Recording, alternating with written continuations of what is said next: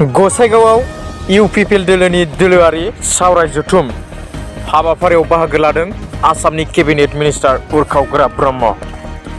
फैगौ लोकसभा बिसायख'थिखौ बिथा खालामनानै इउपिपिएल दोलोआ दोलोनि इसिङारि सावरायज्लायनाय हाबाफारिखौ गुबुन गुबुन ओनसोलफोराव लानाय बायदियैनो दिनैबो गसाइगावनि महकुमानि सिङाव थानाय 5 नं सराइबिल बियाबनि बिन्दोङाव गोग्लैनाय बरबादा बिसिडिसि लांगोनायाव दोलोनि मावथिफोरखौ लानानै मोनसे दोलोआरि सावरायनाय हाबाफारि खुंफुंनायखौ नुनो मोननाय जायो।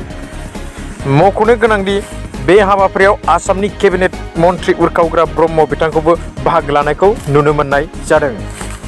लोगोसे फैगौ लोकसभा बिसायख'थिनि थाखाय दोलोआ माबायदि खामानि मावगोन बेखौ दोलोनि मावथिफोरनि गेजेराव गुवारै सावरायलायनाय जायो आरो लोकसभा बिसायख'थियाव मित्रजोट दोलोआ क'क्राझार बियाबाव 6 लाखनिबो बांसिन भट मोननानै देरहासार जागोना रोखा जाबाय होनना मन्थ्रि बिथाङा बे हाबाफारिनि गेजेरजों फोरमाय।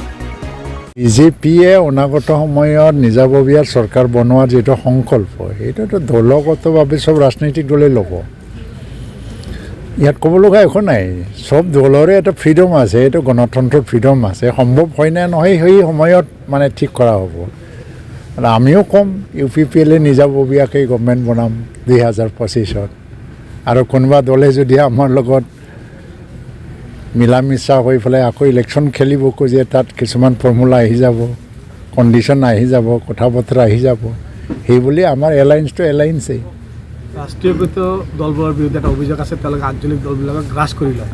এই ক্ষেত্ৰত আপোনালোকৰ ক্ষেত্ৰত এনেকৈ কিবা ঘটনা ঘটাৰ সম্ভাৱনা আছে নেকি? ইউপিপিএল যিমান দিনলৈকে বাচি আছে ৰাইজৰ আস্থা আশা মানে সম্পূৰ্ণভাৱে কোনোবা গ্ৰাস কৰিব নোৱাৰে। কিন্তু কোনোবা চৰকাৰ বনাব, কোনোবা দলে আহিব, সেইটো ক'ব লগা নাই। আজি চব দলে আহিছে, কংগ্ৰেছেও কওক, মইতো আহ্বান জনাম, বা UDF দলেও কওক, CPM দলেও কওক নিজাববীয়া চৰকাৰ বনাব বুলি, আমিতো আহ্বান জনাম। এটা সুস্থ গণতন্ত্ৰ আহিব।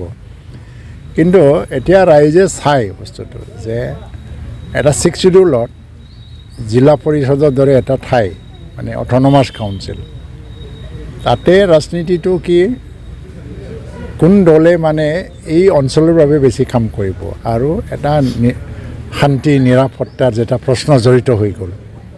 আৰু ইউপিপিএল দলে যিহেতু ইয়াত স্থায়ী শান্তি স্থাপনৰ ক্ষেত্ৰত ভূমিকা ল'লে, ইউপিপিএল নোহোৱা হ'লে আজি স্থায়ী শান্তি নহয়। বা ইউপিপিএলৰ যিসকল নেতা হৈ আছে এতিয়া, আগত আবচুল লিডাৰ আছিলে বা কোনোবা NDFB লিডাৰ আছিলে, তেওঁলোকেতো শান্তি স্থাপন কৰিলে, স্থায়ী শান্তি কোনেওতো কৰা নাই। তো এইসকল নেতাইতো ইউপিপিএল বনাইছে।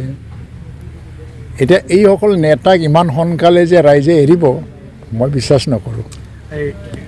এইবাৰ লোকসভাত জয় বুলি নিশ্চিত আপোনালোকৰ ফালৰ পৰা এতিয়া যিসকলে কৈছে কেলকুলেশ্যন এটা দিয়ক। মোৰতো প্ৰশ্ন হয় যে ৰাইজে কি কাৰণত BPFক ভোট দিব এইবাৰ? তেওঁলোকৰ কাউন্সিলতো চৰকাৰ নাই, ৰাজ্যৰ চৰকাৰৰ লগত তেওঁলোকে অংশীদাৰ নহয়, দিল্লীত MP নাই, আৰু আনফালে ইউপিপিএলৰ আকৌ 2 বছৰ কাৰ্যকাল আছে, আৰু আমাৰ ৰাজ্যৰ চৰকাৰৰ 3 বছৰ কাৰ্যকাল আছে।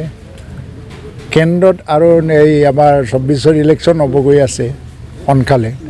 তো ইউপিপিএলক বাদ দি BPFক যে ভোট দিব লাগে, ৰাইজে ইমান ইন'চেণ্ট হৈ থকা নাই, তেওঁলোকে কেলকুলেশ্যন জানে। এনেকুৱা সময়ত ৰাইজে মত সলনি কৰে যি সময়ত চৰকাৰ পৰিৱৰ্তনৰ এটা সুযোগ থাকে। MP ইলেকশ্যনতো ইউপিপিএলৰ চৰকাৰ মানে বা এই মিত্ৰজোঁটৰ চৰকাৰ সলনি হোৱাৰ কোনো প্ৰশ্নই নাই।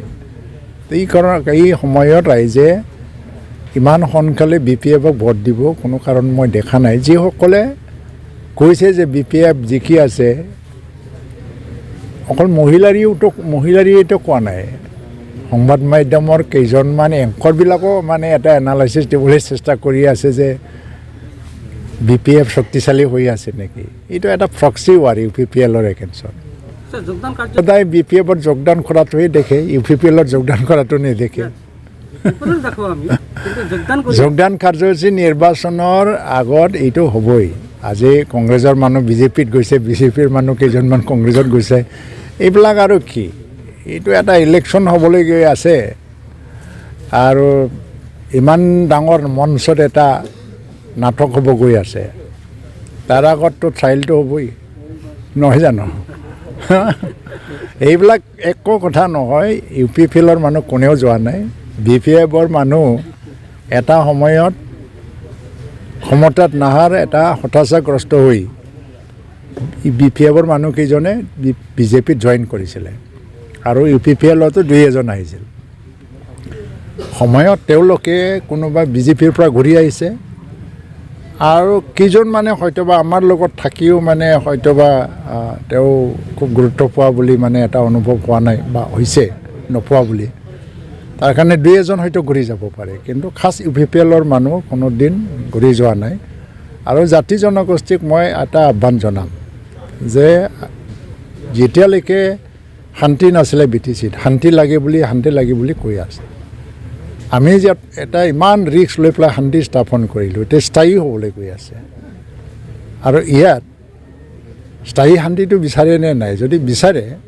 স্থায়ী শান্তিৰ কাৰণে যিসকলে কাম কৰে তাৰ লগতে ৰাইজে কিছু সময় থকাটো দৰকাৰ মই মানে সকলো সময়ৰ কাৰণে থাকিব কোৱা নাই মই কিছু সময় সুযোগ দিয়ক যি দলে শান্তিৰ কাৰণে কাম কৰিছে আজি ব্যৱসায়ীবিলাকে দোকান ৰাতি 9-10টালৈকে দোকান খুলি থাকিলেও ভয় কৰিব লগা নাই বজাৰত যায় ঘৰত ঘূৰি আহে ল'ৰা ছোৱালী স্কুলত যোৱাত কোনো ভয় নাই এতিয়া এইবিলাক পৰিৱেশ কোনে আনিছে যদি শান্তি সঁচাকৈ লাগে তেতিয়া শান্তি স্থাপনৰ কাৰণে চেষ্টা কৰা দল কাম কৰা দলৰ লগত থাকক আৰু যদি সেইটো নকৰে তেতিয়া আমি ধৰি ল'ম যে ইয়াত থকা মানুহবিলাকে শান্তিটো স্থায়ীভাৱে নিবিচাৰে সেইটোৱেইতো বুজাব